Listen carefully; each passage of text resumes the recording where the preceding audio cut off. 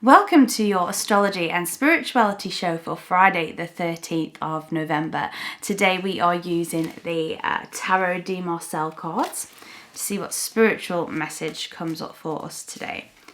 So the card that comes up here is the Five of Cups. The Five of Cups is a card that asks us to look into the future in more ways. It's a card that is maybe saying that we are emotionally stuck in some way, that we're harboring or clinging on to things that have gone by, and by doing that we're not seeing the golden opportunities in front of us. So it is a card that confronts our way of thinking. It's kind of like that kind aunt or friend that says to us, you know, okay, it's okay to mourn that situation, but come on, there's a lot to be gained from this. But can it often be linked to an emotional loss? So, for example, a romantic relationship where we're coming to terms with the fact that someone maybe doesn't want to continue, or even we may have made that choice ourselves but still feel conflicted because a big part of us may have invested so much in that relationship, and the more we've invested, the more sad we are. Is it a card of sadness? It's a card of sadness. It is a card of a little bit of bitterness. We can get a bit bitter with this card, thinking, oh, well, you know, I've wasted time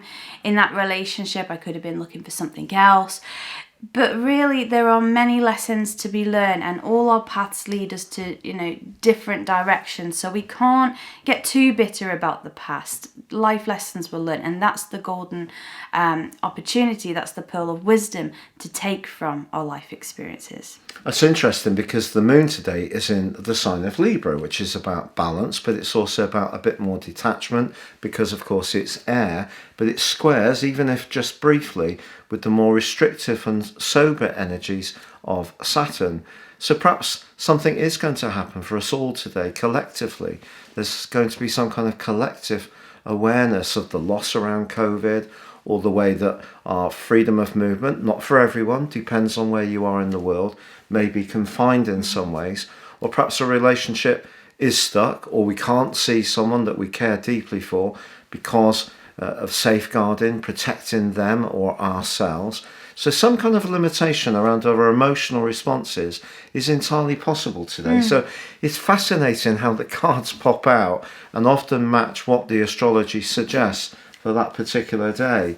And so a little bit of a cautionary energy today. So what can we do to see beyond that? One, the moon moves very quickly. So that's one way to look at it. The transit of the moon is very, very speedy. And what about Saturn? Saturn has obviously been in its home zone, apart from the 22nd of March to the 2nd of August this year, when it briefly went into the sign of Aquarius before starting its retrograde and reversing back into Capricorn. So over the next 2.25 years, from the 17th of December, when it continues its passage through the sign of Aquarius, it will go through 2 more retrogrades, because it has 3 retrogrades through each journey, through each sign. So we can be saying that the lessons of Saturn over the last couple of years have been very profound, haven't they, in its relationship with Jupiter and also Pluto, and obviously its opposition with the lunar and solar eclipse series that have gone between the 2 signs of Cancer and Capricorn. So I think we can look forward that something different is coming with Saturn and, of course, Jupiter moving into Aquarius and coming together in that gorgeous conjunction on the 21st of December, the winter solstice, for the first time since 1405. So even if today is, you know, a momentary or a rather sobering event happens, or a consciousness has some kind of reality confronting it, which does depress our immune system a little bit, there is something coming that's moving and it's going to change. And I do believe that in time things will get a lot better than they are now. Oh, that's fantastic advice, and a lot of optimism in there, which is much needed. Well, one of the things about astrology is just the measurement of time, and then after that, as above, so below. So as the planets move, we're going through patterns and cycles, and obviously the cycle we've been through this year is very, very rare, and it has been catastrophic.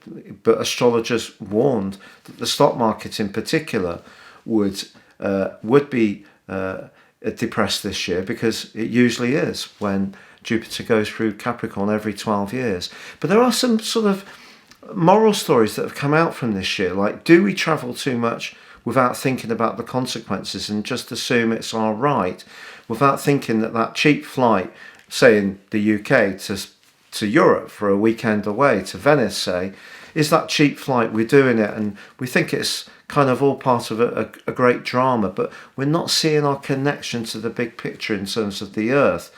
And one of the stories that Elisa and I have read today is that, sadly, mink have been shown to be carrying coronavirus, and so therefore in Denmark they've been looking to put down, to cull the mink farms. But why have we even got mink farms? It's absolutely outrageous in this day and time. Yeah, especially when we've got so many synthetic materials that can do the job. What does it really matter? So this desire to have something, which I feel is quite Capricornian in some ways, to have something of worth, of status, there's a hollowness to it if it hollows out our security of the biosecurity, if you like, of our existence on Earth. So, because Capricorn is an Earth sign, remember. So if we have something and we have it to too much of an extent that we're actually quarrying away the Earth's resources, and in this case, killing animals just for pleasure, surely completely wrong. And there are consequences of that. It's just quickly reminded me of the one of the stories in the Old Testament where the plagues were happening in Egypt because Moses wanted Pharaoh to let his people go. And one of the plagues was that the firstborn would be killed, basically. But if we look at the science behind why that may have happened, the firstborn child was really important, and they had crop fields. So the cream of the crop, the top of the crop is the best part they gave to the firstborn child, but it was infected, it was diseased because of the farming. So and it led to a lot of these children dying. So it's almost like if we get too greedy, if we just want the best of everything, there ultimately will be consequences of that. So we do have to be mindful about where our own moral compass is directing. Absolutely. Perfectly put. Well, we've gone a bit deeper today, but we've said, of course, that Saturn is a very somber influence, particularly on the moon, which is about our emotional responses and our sense of security. And Elisa has obviously pulled a card, the Five of Cups, which can be about sorrow as well. So maybe within the sorrow that we're experiencing, we can be asking some questions, not just of what leaders do, but what we do as individuals. So every bottle we recycle, if we don't use all our waste food, if we recycle it, it surprises me how few people do that around where I live.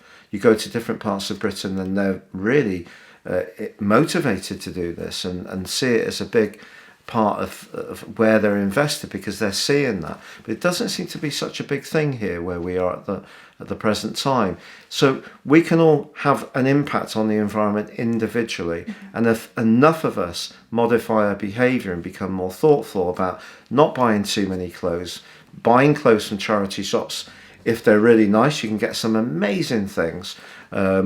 And obviously make a donation to a good cause. It's all about becoming much more conscious of resources. So within this more sombering energy that we've brought out today, we've come up with some different angles that hopefully we can all look at things a little bit differently around. Yeah, so thank you for joining us through this video and joining us today. And if you would like to read your daily horoscope to see what that holds for you, you can find that in the description box beneath this video. Thank you so much, Elisa, and for all your lovely comments. Take care, stay safe, good luck. And from the A-team, it is... Goodbye from him. And it's goodbye from us. Goodbye.